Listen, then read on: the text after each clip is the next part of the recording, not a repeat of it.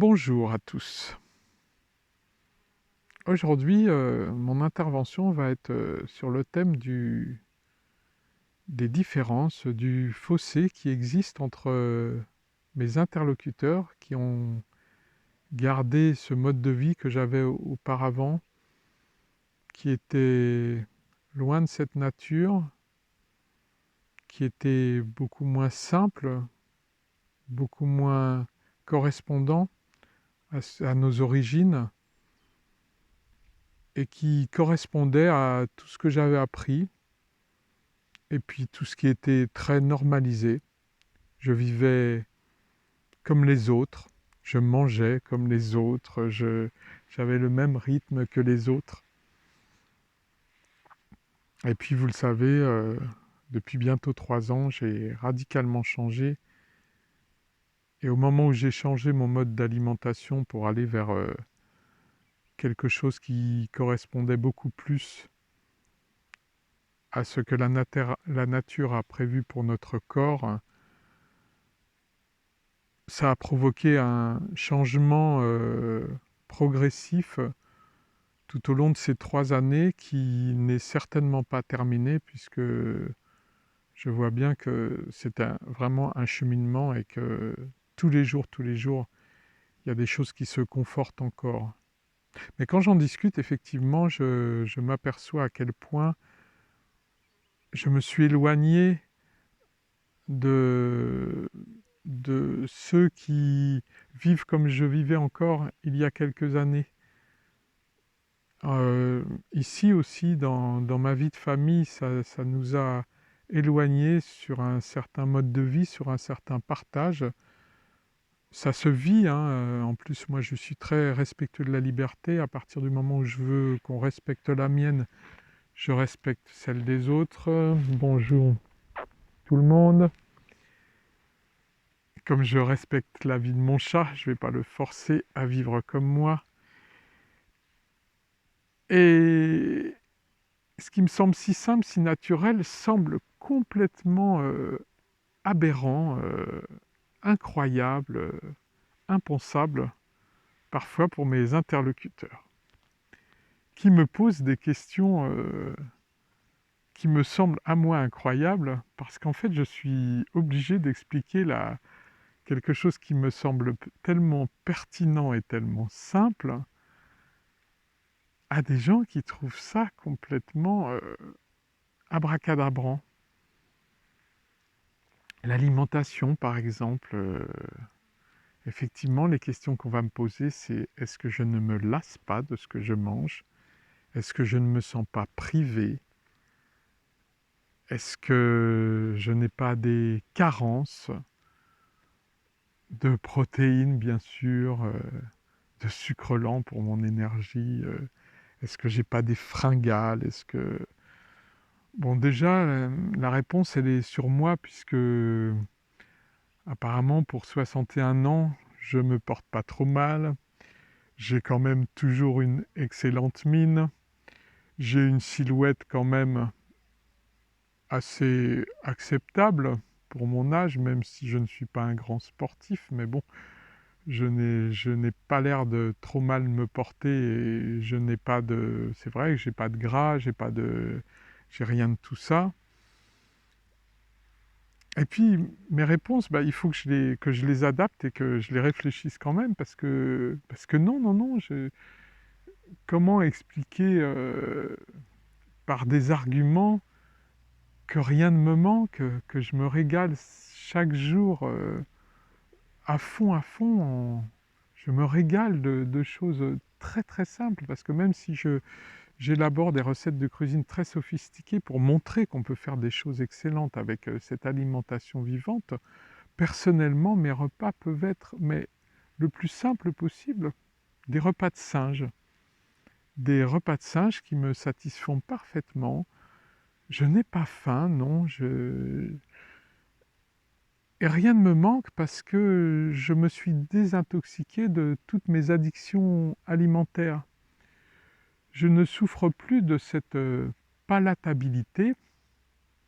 Merci Edith de m'avoir repris à propos de ce mot que j'avais compris, patabilité. Non, c'est pas patabilité, c'est palatabilité. Palatabilité, ça, ça correspond à ce goût du palais, ce goût inventé, c'est ce goût addictif que l'on va avoir pour des aliments qui vont sembler flatteurs. Vous savez que cette palatabilité qui a inventé des addictions gustatives, qui correspond à des addictions gustatives que l'on a inventées et qui ne correspondent pas du tout à la faim, c'est vraiment un sujet d'étude, un des sujets d'étude principaux pour les ingénieurs qui travaillent sur les repas et les produits alimentaires industriels, dans les biscuits, dans les chips, dans les plats préparés, dans tout ce qu'on nous propose, dans ces ribs que l'on fait au barbecue, bien entendu dans tous les fast-food, ça rend vraiment les gens addicts à des aliments extrêmement nocifs pour la santé, nocifs non pas à brève échéance mais à moyenne échéance, parce que ça va faire que le corps va emmagasiner des substances toxiques qu'il ne sait pas éliminer.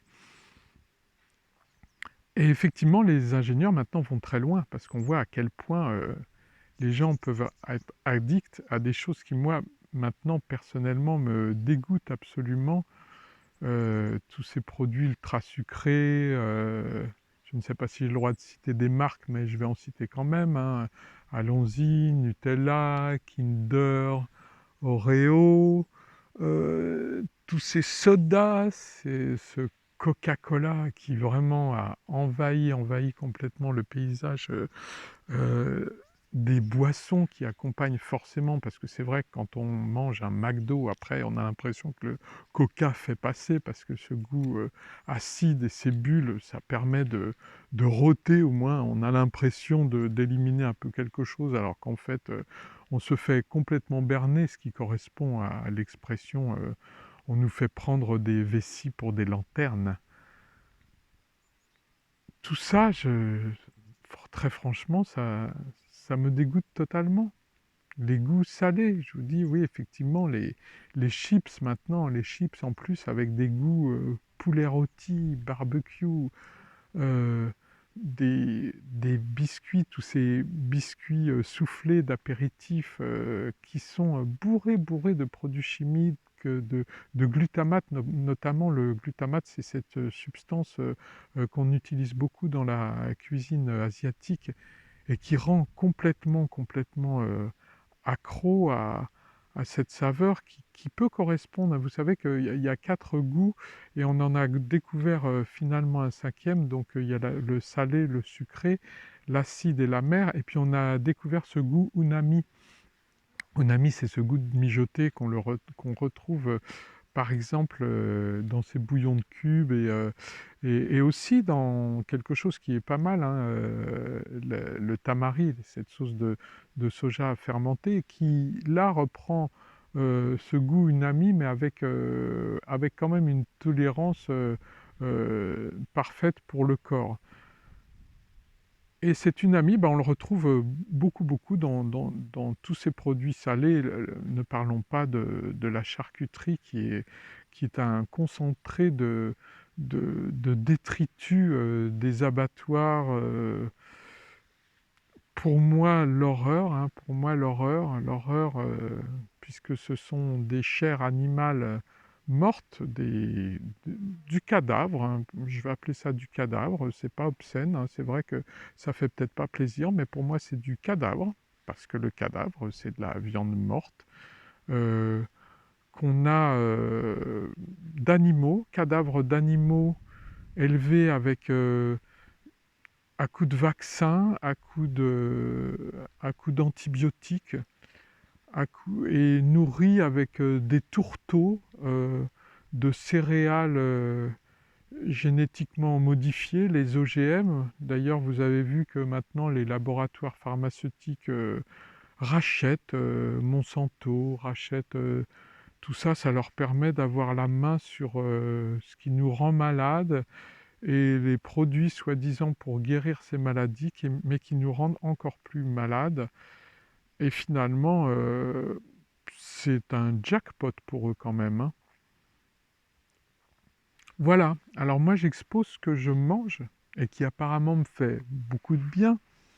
J'essaye de trouver des arguments, alors qu'en fait, moi qui vis maintenant dans l'envers du décor, je, avec du recul, parfois je m'entends expliquer tout ça et je me dis, mais c'est incroyable que j'ai à expliquer et à argumenter des choses qui sont là, c'est-à-dire que je suis en train de parler à une personne qui ne se porte pas forcément bien, qui m'explique que les analyses de sang ne sont pas terribles, qu'il y a des moments où elle n'a pas le moral, qu'elle a tel souci, qu'elle attend telle chose pour être heureuse, que voilà, qu'elle n'a pas assez d'argent pour changer sa voiture, parce que sa voiture, elle marche très bien, mais il y en a une autre dont elle a très envie. C'est comme son téléphone portable, il a déjà 2 ans, voilà, il a encore des bandes noires au-dessus et en dessous, il a même encore un bouton.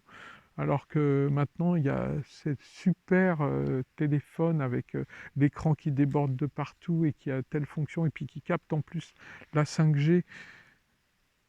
Et puis voilà, et puis j'explique et en même temps, je vois cette personne qui est encore à la recherche de son bonheur alors que moi je l'ai trouvé et qui n'arrive pas à comprendre, à entendre que son mode de vie est à l'origine de son insatisfaction, de ses malheurs, de sa difficulté à trouver le bonheur, des nuits où elle ne dort pas, du traitement qu'elle n'arrive pas à arrêter.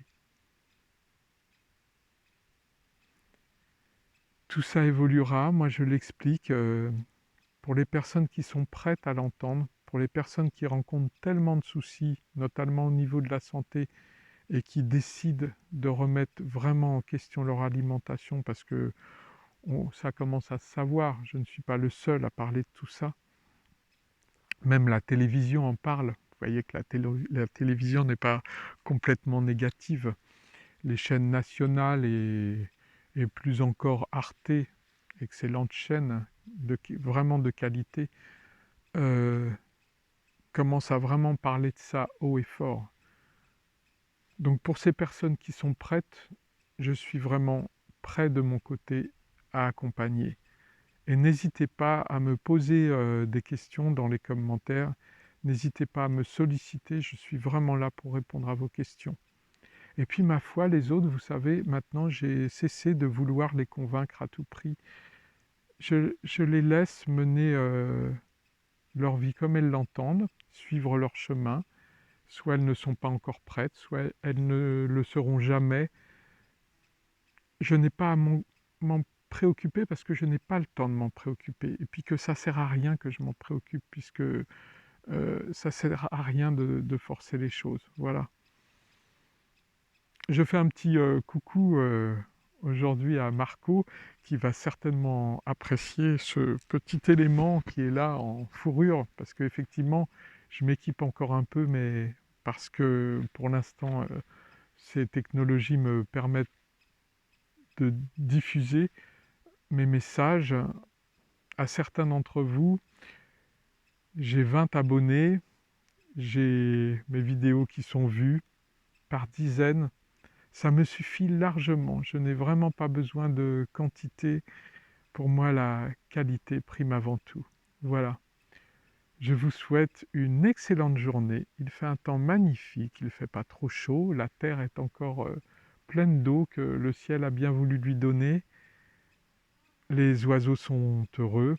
Les corbeaux se régalaient tout à l'heure. Je me régale de leur présence et m'étonne toujours qu'il y ait dans ma région des battues de corbeaux parce qu'il y en a soi-disant trop, alors que le corbeau est un oiseau magnifique, avec des plumes au noir somptueux, un animal extrêmement intelligent, extrêmement utile, qui fait le ménage dans la nature de façon exemplaire et qui a sa place, comme tous les animaux qui vivent dans le milieu sauvage et qui sont à l'origine d'un écosystème parfait.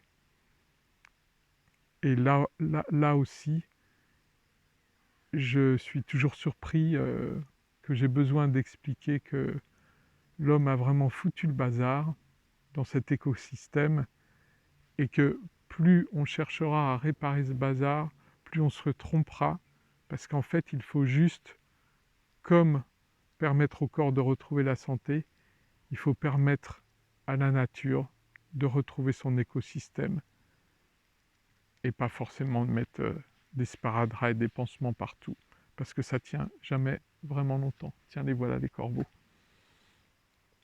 Allez, je vous quitte, à très bientôt. Je vous aime vraiment fort. Tout de bon.